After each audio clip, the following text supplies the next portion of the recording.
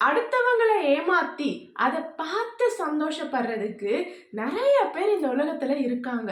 நம்மளை சுத்தி இருக்கிறவங்களே நம்மளை கஷ்டப்படுத்தி, காயப்படுத்தி, வேதனைப்படுத்தி, அவமானப்படுத்தி, துரோகம் பண்ணி அதை பார்த்து சிரிச்சு அதுல ஒரு மன நிம்மதியும் அடையிறாங்க. இப்படிப்பட்டவங்க நம்ம கூடவே இருக்கிறது நமக்கு எப்ப தெரிய வரும்? நம்ம எல்லா கஷ்டத்தையும் அனுபவிச்சு முடிச்சதுக்கு அப்புறமா ச்சே, நம்மள சுத்தி இப்படியெல்லாம் இருக்காங்களே அப்படின்னு அன்னைக்குதான் நம்ம யோசிப்போம். அதுக்கு முன்னாடி வரைக்கும் எல்லார்கிட்டையும் ஒரே மாதிரி ரொம்ப ஒரு இன்னசென்ட்டா பழகிக்கிட்டு இருந்திருப்போம். அந்த சமயம் நம்மள நாம நினைக்கும் போதே கஷ்டமா இருக்கும். நாம ஏன் இப்படி அடுத்தவங்களை புரிஞ்சுக்காம, அவங்களோட ஒரிஜினல் அந்த ஃபேஸ் இருக்கு இல்லையா, உண்மையான முகத்தை தெரிஞ்சுக்காம இவ்வளோ அப்பாவியா நம்ம பழகி இருக்கோமே அப்படின்றத நினைக்கும் பொழுது நமக்குள்ள நம்மளை பத்தின ஒரு கான்ஃபிடென்ட்டே சுத்தமா போயிடுங்க. இனியாச்சும் நம்ம என்ன பண்ணணும்னா, நம்மளை சுத்தி இருக்கிறவங்க எப்படிப்பட்டவங்க அப்படிங்கிறத தெரிஞ்சு புரிஞ்சு நடந்துக்கணும். ஆனா சில தெய்வம்லாம் இருக்கீங்க, என்னையும் சேர்த்துதான் சொல்றேன். எப்படி தெரியுமா? எவ்வளோ காயப்படுத்தினாலும் அடுத்த நிமிஷம் அவங்கள மன்னிச்சுட்டு மறந்துட்டு நம்ம இருக்கிறோம் பாத்தீங்களா, அடுத்த தடவை அவங்கள ஏத்துக்கிறோம் பாத்தீங்களா, அந்த இடத்துல தாங்க ரொம்ப தப்பு பண்ணிடுறோம். ஏன் அப்படின்னா, ஒரு தடவை நமக்கு துரோகம் பண்ணவங்க அதை உணர்ந்துட்டாங்க, உணரல அப்படிங்கிறது நமக்கு தெரியாது. அடுத்த முறையும் நமக்கு அதே மாதிரி பண்ணா அப்போ நாம நம்மள தாங்க நொந்துப்போம். முதல்ல அவன் அப்படி பண்ணா, அவன்கிட்ட நம்ம உஷாரா இருந்திருக்கணும் அப்படின்னு நமக்குள்ள நம்ம திட்டிப்போங்க. இதனால எந்த பிரயோஜனமும் இல்லை. நம்மளை சுத்தி இருக்கிறவங்க எப்படிப்பட்டவங்க அப்படிங்கிறத கொஞ்சம் நம்ம ஞானக்கண்ணை யூஸ் பண்ணி பார்க்க வேண்டியதா தான் இருக்கு. இங்க என்னன்னா, அடுத்தவனுக்கு நம்ம கொடுக்கக்கூடிய அந்த வலி நமக்கும் ஒரு நாள் வரும் அப்படிங்கிற எண்ணம் வந்துச்சுன்னா இங்க யாராலையும் யாருக்குமே துரோகம் பண்ண முடியாதுங்க. அந்த ஒரு நிமிஷம் யோசிச்சு பார்க்கலாம்ல, நாம அவங்களுக்கு இன்னைக்கு பண்ணக்கூடிய இந்த துரோகம் அவங்களுக்குள்ள எவ்வளவு வலிகளை கொடுக்கும், அந்த வலியை நம்மளால அனுபவிக்க முடியுமா அப்படின்னு நம்ம யோசிக்கும் பொழுதே நம்மளால யாருக்கும் துரோகம் பண்ணணும் அப்படின்னு தோணாது. ஆனா இங்க யாரும் அதை யோசிக்கிறது இல்லைங்க. இன்னைக்கு நமக்கு துரோகம் பண்ணா நாளைக்கு அவனும் அதை அனுபவிக்க தான் போறான். ஆனா இதை யாரும் யோசிக்காம அவங்களுக்கு அந்த சூழ்நிலையில அந்த சமயத்துல என்ன தோணுதோ அதை செஞ்சுக்கிட்டு போயிட்டே இருக்காங்க. ஆனா நம்ம ஒருத்தருக்கு துரோகம் பண்ணிட்டோம், அந்த துரோகத்தை வாங்கினவங்க எப்படிப்பட்டவங்களா இருப்பாங்க? ஒருவேளை அவங்க தைரியமான ஆளா இருந்தா அதை கடந்து போய்கிடுவாங்க. ஆனா அதுவே அவங்க ரொம்ப மன வலிமை இல்லாதவங்களா இருந்தா நம்ம செய்யற அந்த துரோகத்தை தாங்க முடியாம அவங்க உயிரை விடக்கூடிய அளவுக்கு கூட போகலாம் இல்லையா? அப்போ அந்த பாவம் எப்படிப்பட்ட பாவம்? அதுல இருந்து நம்மளால மீண்டு வர முடியுமா? ஒருவேளை அதுல இருந்து நம்ம மீண்டு வந்தாலும் நமக்குள்ள ஒரு மன உறுத்தல் இருக்காது. ஐயோ, நம்ம அன்னைக்கு சொல்லியிருக்கலாமோ, அவங்களுக்கு நல்லதை சொல்லியிருக்கலாமோ, இல்ல அவங்களுக்கு எடுத்து புரிய வச்சிருக்கலாமோ, நம்ம அவங்களுக்கு துரோகம் பண்ணிட்டோமே அப்படின்னு நமக்குள்ள ஒரு குறுகுறுப்பு வராது. ஆனா இங்க எத்தனை பேர் அப்படி நினைக்கிறாங்கன்னே தெரியலீங்க. நமக்கு துரோகம் பண்றவங்கலாம் அந்த துரோகத்தை பண்ணிட்டு சந்தோஷமா இருக்கிறாங்க. அது எப்படின்னு எனக்கு தெரியல. கொஞ்சம் கூட ஒரு மனசுல உறுத்தல் இல்லையா அப்படிங்கிற கேள்வி எனக்குள்ள வந்துகிட்டே தாங்க இருக்கு.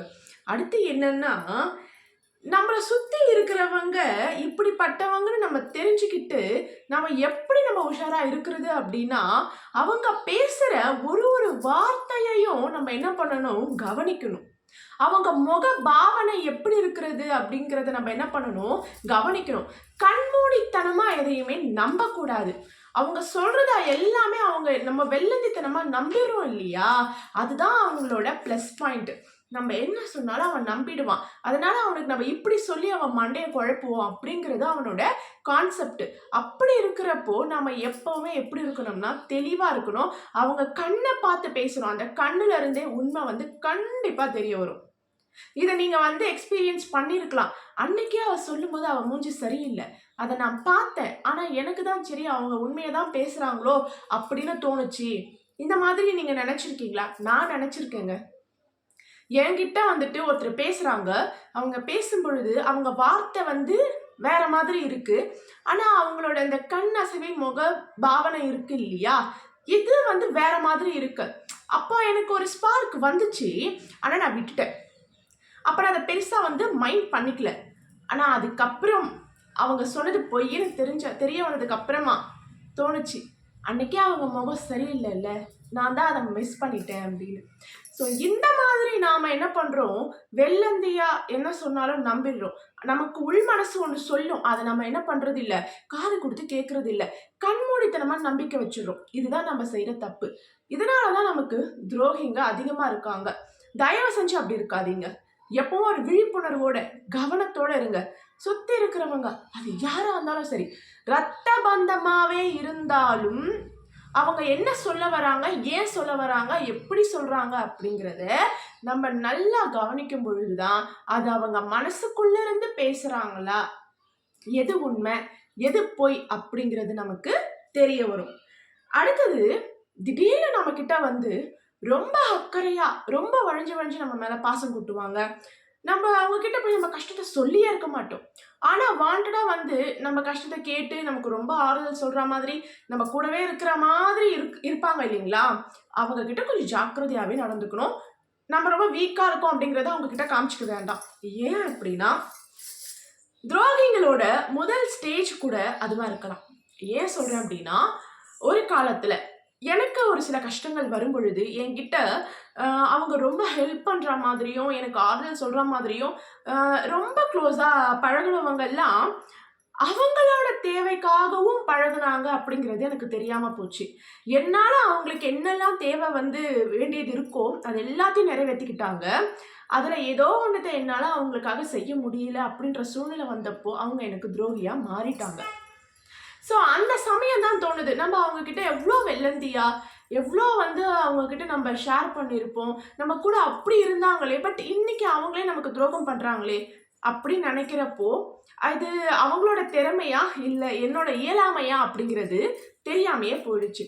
ஸோ அதனால தான் சொல்றேன், யாரு எப்படி, அதாவது காக்கா கூட தேவையில்லாம கரையாதுன்னு சொல்லுவாங்க இல்லையா? காரணத்தோட தான் காக்கா கூட கரையுமா. ஸோ அப்படி இருக்கிறப்போ திடீர்னு நம்ம கிட்ட வந்து பாசம் காமிக்கிறதோ, நம்ம கிட்ட வந்து வழிஞ்சு பேசுறதோ, அப்படிப்பட்டவங்க கிட்ட கொஞ்சம் ஜாக்கிரதையா இருங்க. நீங்க வந்து ரொம்ப மனநிலையில வந்துட்டு ரொம்ப தாழ்வா இருக்கிற மாதிரி காமிச்சுக்காதீங்க. எப்பவும் தைரியத்தோடவும் தன்னம்பிக்கையோட இருக்கிற மாதிரி காமிச்சுக்கிட்டோம் அப்படின்னா நமக்கு துரோகம் பண்றதுக்கு அவங்க கொஞ்சம் பயப்படுவாங்க. இவன் என்ன பண்ணாலும் தைரியமா இருக்கா, இவன் என்ன பண்ணாலும் தைரியமா இருக்கான், இவனை வந்து நம்மளால காயப்படுத்த முடியாது, கஷ்டப்படுத்த முடியாது, அதுவும் இல்லாம இவன் ரொம்ப உஷாரா இருக்கான், இவனை வந்து நமக்காக யூஸ் பண்ணிக்க முடியாது அப்படின்ட்டு அவங்க நினைச்சுக்கிட்டு அவங்க லிமிட்டை தாண்டாம இருப்பாங்க. ஒருவேளை நாம ரொம்ப அட்வான்டேஜ் எடுத்துக்கிட்டு அவங்க கிட்ட ரொம்ப க்ளோஸா இருக்கிறோம் அப்படின்னா அது அவங்க வந்து ரொம்ப அட்வான்டேஜ் எடுத்துப்பாங்க நம்ம கிட்ட. அவங்களால என்னெல்லாம் நம்ம கிட்ட இருந்து வாங்க முடியுமோ எல்லாத்தையும் வாங்கிட்டு கடைசியில துரோகம் பண்ணிட்டு போவாங்க. துரோகம் பண்ணதுக்கு அப்புறமாவும் நம்ம கிட்ட வந்துட்டு அவங்க ஒண்ணுமே பண்ணாத மாதிரி பேசிட்டு வாங்க. நல்லா வந்து மேக்கப் பண்ணிடுவாங்க, பவுடர் அடிச்சு, நமக்கு அவங்க நல்லதுதான் பண்ண மாதிரி. ஸோ ப்ளீஸ் கொஞ்சம் ஜாக்கிரதையா இருங்க. மனசுல வஞ்சனைய வச்சுக்கிட்டு நமக்கு துரோகம் பண்ணிட்டு ஆனா எதையோ பெருசா சாதிச்ச மாதிரி அவங்க நடந்துப்பாங்க இல்லைங்களா? அதை பார்க்கும்பொழுது நமக்கு வரும் பாருங்க ஒரு கோபம், அது ரொம்ப அதிகமா இருக்கும். அந்த கோபத்தை விட மனசுக்குள்ள அவ்வளோ வந்து கஷ்டம் இருக்கும், இப்படி வஞ்சகம் வச்சு நம்மளை ஏமாத்திட்டாங்களே அப்படின்ட்டு. ஆனா நம்ம அவங்க கதையை கேட்கும் பொழுது கண்டிப்பா அதோட வாசம் ரொம்ப கொடுமையானதா இருக்குங்க. நாற்றம்னு சொல்ல வேண்டியதுதான் வச்சுக்கோங்களேன். அவ்வளோ கேவலமா அவங்களோட குடும்ப சூழ்நிலை இருக்கும் பொழுது மற்றவங்களை பத்தி பேசி அவங்களுக்கு துரோகம் பண்ணி அதை ஒரு சாதிச்சதா ஒரு பெருமையா வந்து அவங்க வந்து மனசுக்குள்ள நினைச்சுப்பாங்க. பாத்தியா என்னால அவனை என்ன பண்ண முடிஞ்சது பாத்தியா அப்படின்ற மாதிரி நினைச்சுப்பாங்களா? ஸோ இப்படிப்பட்டவங்களை நம்ம வந்து கண்டுக்கவே கூடாதுங்க. அது அவங்களோட கேரக்டர் அப்படிதான். அவங்க எப்படி வாழ போறாங்க அப்படிங்கிறது காலம் நமக்கு பதில் சொல்லும். ஸோ வந்துட்டு அவங்க சந்தோஷப்படுறத நினைச்சு நம்ம வேதனைப்பட வேண்டாம். சரி, நம்மளோட நிலைமையை பார்த்து இப்படி எல்லாரும் சிரிக்க ஆரம்பிச்சுட்டாங்களே, நமக்கு துரோகம் பண்ணிட்டு அதை பெரிய சாதனையா அவங்க நினைச்சிட்டு போறாங்களே அப்படின்னுலாம் நீங்க நினைக்கவே நினைக்காதீங்க. காலம் கட்டாயம் ஒரு நாள் பதில் சொல்லும். எல்லோருக்குமான காலம் ஒரு நாள் நிச்சயம் வரும். ஸோ யார் யார் எப்படின்னு தெரிஞ்சுக்கிட்டு நடந்துக்கோங்க. யார்கிட்டயும் உங்களோட மன தைரியத்தை விட்டு கொடுத்து மட்டும் பேசிடாதீங்க. நீங்க எப்பவும் தைரியமான ஆளாவே காமிச்சுக்கோங்க. அப்பதான் உங்களுக்கு துரோகம் பண்றதுக்கு கூட மற்றவங்க பயப்படுவாங்க. இந்த ஒரு வீடியோ உங்களுக்கு பிடிச்சிருக்கும்னு நினைக்கிறேன். பிடிச்சிருந்தா லைக் பண்ணுங்க அண்ட் உங்களோட கருத்தை கமெண்ட் பண்ணுங்க. முடிஞ்சா சப்ஸ்கிரைப் பண்ணுங்க. தேங்க்யூ.